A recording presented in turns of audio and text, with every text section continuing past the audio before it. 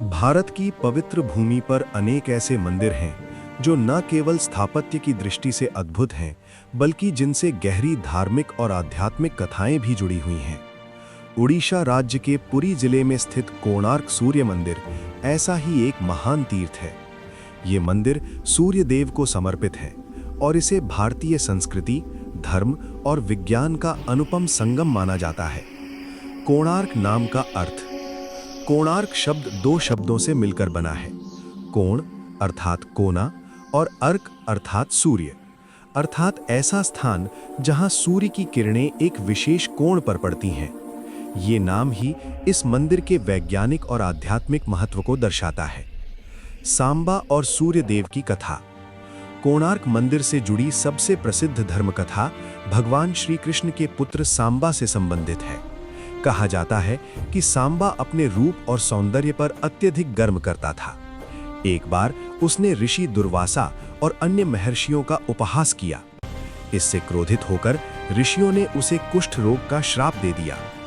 इस भयानक रोग से पीड़ित होकर सांबा अत्यंत दुखी हो गया।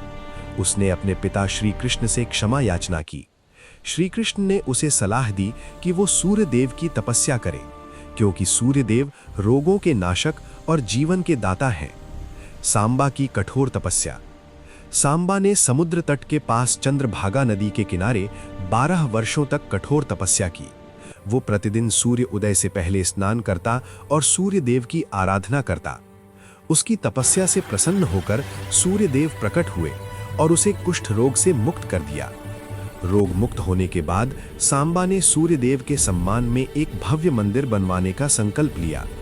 यही मंदिर आगे चलकर कोणार्क सूर्य मंदिर के रूप में प्रसिद्ध हुआ। राजा नरसिंह देव प्रथम और मंदिर निर्माण। इतिहास के अनुसार 13वीं शताब्दी में गंग वंश के महान शासक राजा नरसिंह देव प्रथम ने कोणार्क सूर्य मंदिर का निर्माण करवाया।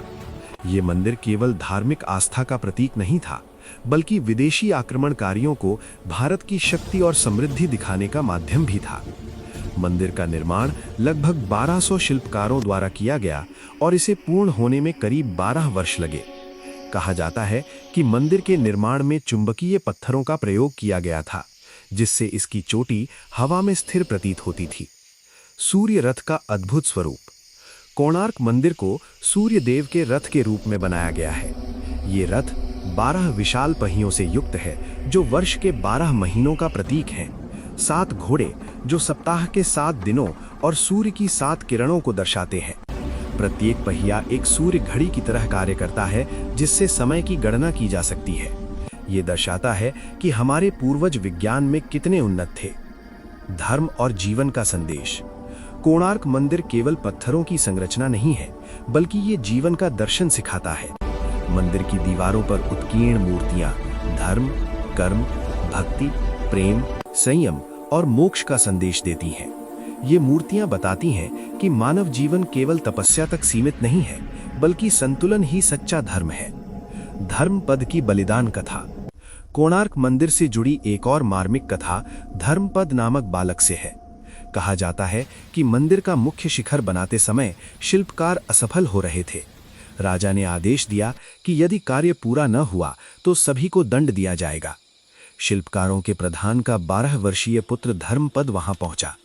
उसने समस्या को समझा और एक रात में शिखर को सही ढंग से स्थापित कर दिया। लेकिन उसे ये भय था कि राजा उसका श्रेय ले लेंगे या उसके पिता को दंड मिलेगा।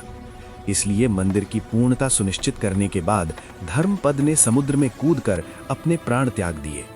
ये कथा त्याग, कर्तव्य और धर्म की पराकाष्ठा को दर्शाती है।